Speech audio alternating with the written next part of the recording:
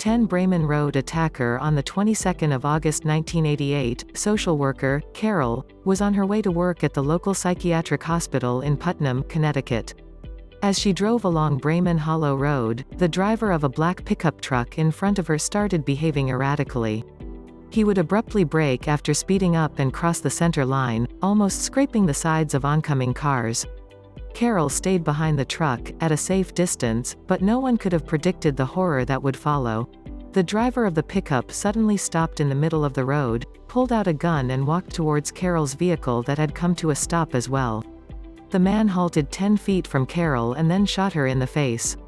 He jumped back into his truck and sped off, leaving Carol semi-conscious and partially paralyzed. A few minutes passed without anyone noticing Carol slumped behind her steering wheel. A utility truck passed by and its driver saw the strange angle at which Carol was positioned in her car, after which he immediately called the police and paramedics. Doctors fought to save Carol after she arrived at the hospital. Her carotid artery was severed, and her face torn apart. Miraculously, Carol survived, and she physically recovered well from the trauma. Her attacker was never found, however, even after more reports emerged of a driver in a black pickup, taunting motorists on the Bremen Hollow Road. Witnesses reported that the driver was a white male, with curly brown hair, average build and would be middle-aged today. The pickup was a step-side with flared fenders. 9 Disappearance of Alessia and Livia Shep. On Friday, the 28th of January 2011, 6-year-old twins Alessia and Livia Shep were taken from their home in St. Sulpice, Switzerland by their father, Matthias. The following day he sent a message to his ex-wife and the twins' mother, Irina, saying that he would bring them home Monday the 31st of January. Instead, he took the twins and they crossed the border into France, after which Matthias sent Irina a postcard. Matthias was seen by several people and captured by cameras up until the 3rd of February 2011, after which he threw himself under a train in Italy. The last time anyone saw the twins, however, was on the 31st of January when Matthias took them on a ferry that transported them from mainland France to Corsica. A letter written by Matthias, dated the 3rd of February 2011, stated that he had killed Alessia and Livia and that they did not suffer. Police established that Matthias had researched suicide, poison and guns before taking the ferry trip, and feared that the twins were indeed dead. However, no remains have never been found and the little girl's ultimate fate is still a mystery. 8 Where is Susan Powell?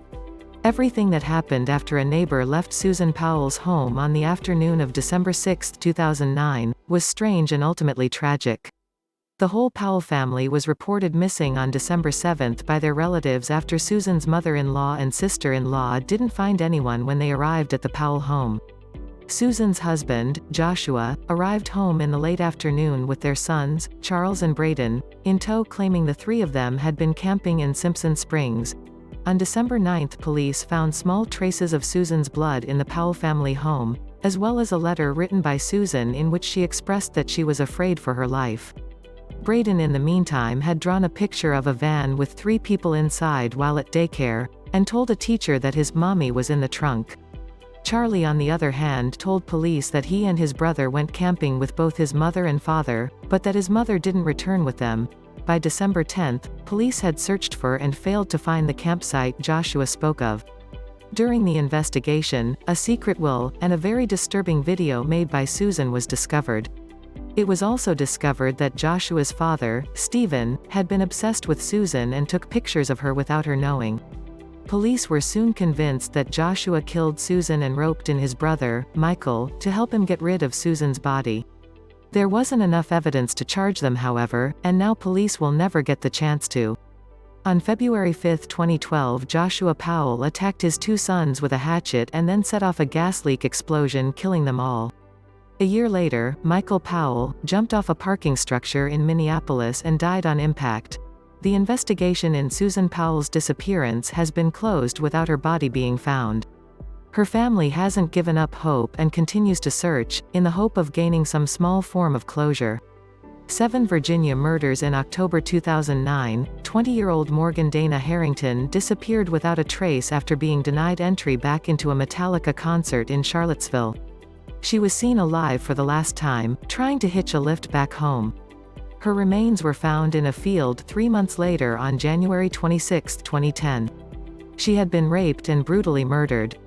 6 years later, a 33-year-old suspect, Jesse Matthew, was apprehended. At the time, he was facing a capital murder charge of another young woman, 18-year-old Hannah Graham, who disappeared in Charlottesville in September 2014. Hannah's remains were found 5 years after Morgan was killed. 3 other young women also disappeared in and around Charlottesville. 17-year-old Alexis Murphy disappeared from a Lovingston gas station in August 2013.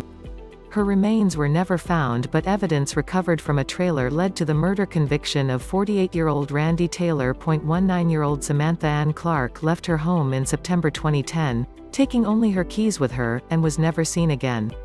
19-year-old Deshad Sage Smith disappeared after leaving her home in November 2012, telling her friend she would be back soon. In the case of these 2 women, there is no closure and their families still live with the uncertainty over their fate every day. The suspect in Sage's case, Eric McFadden, disappeared shortly after Sage and his mother reported him missing in 2019. Sage's whereabouts is still unknown. Randy Taylor is considered a suspect in disappearance of Samantha but hasn't been charged since there is no evidence of foul play. Samantha's fate, too, is unknown. 6. The case of the tortured teenager. In February 1979, Bob Livesey left to start a night shift at Leyland Motors, while unbeknownst to him, his wife Margaret was meeting up with her lover at a pub in Bamber Bridge, Lancashire. The man dropped Margaret at home later where her 14-year-old son Alan was in his room, grounded after taking a car and causing an accident. Margaret then went to her neighbor's house, after which the neighbor's son set off for the Livesey home and found Alan lying face down on the ground in front of a gas fire. He had knife marks on his face and eyelid, several stab wounds to his body, and had been tied up. Within 5 days, Margaret Livesey had confessed to stabbing her son with a kitchen knife, saying that she had completely lost control of herself after an argument with Alan. 3 days later, she retracted the confession, claiming that police had coerced her into saying she was guilty of murder. 2 trials later, Margaret was found guilty and sentenced to life in prison.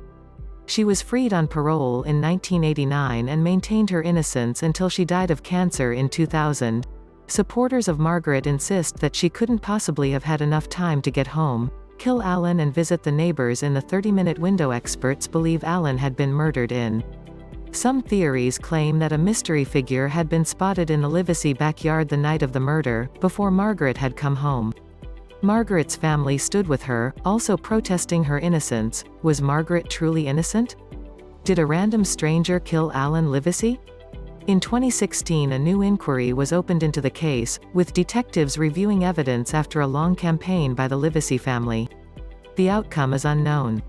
5. What happened to Diane Dye? Her parents' divorce made 13-year-old Diane Janice Dye very unhappy. It was 1979 and her father had moved out of their family home in San Jose. Her mother was working long hours and times were just tough.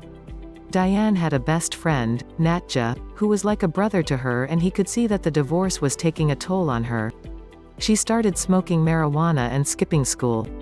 On July 30, 1979, Diane told Natja that she wanted to run away. Natja spoke to her for an hour, consoling her and trying to talk her out of it. Diane then thanked him, but asked him to leave her alone. 3 days later, Natja pitched up at Diane's house only to find her mother in a state. She told him that Diane had been missing for 3 days. 41 years later, there have been claims of sightings of Diane all over America, but none panned out. It is as if the girl disappeared off the face of the earth.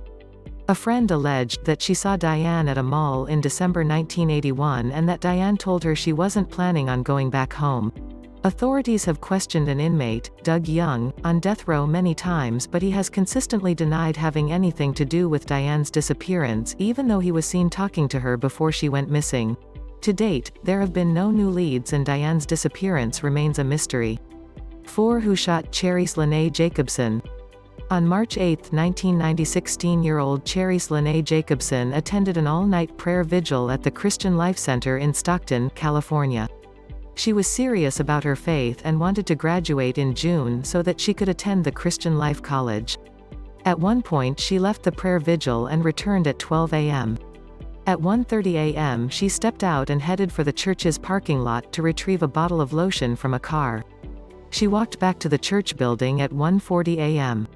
The pastor's son, Nathaniel, heard something that sounded like a pop.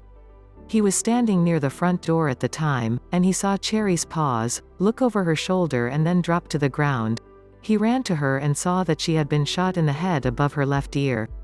Cherys was rushed to the hospital, but she died 2 hours later. A few weeks before she died, Cherys told several family members and friends of a strange dream she'd had. In her dream she stood before an executioner while the Lord spoke to her. The Lord told her, "There will be many Jews brought into the kingdom of God because of your death." The executioner wanted Cherys to deny God, but she refused. Cherys's best friend, Cindy Garcia, told reporters after her death that Cherys knew she was going to die and that she wanted Nathaniel to officiate her funeral. In 2021, the case is still officially cold with no one ever being charged for Cherys's murder.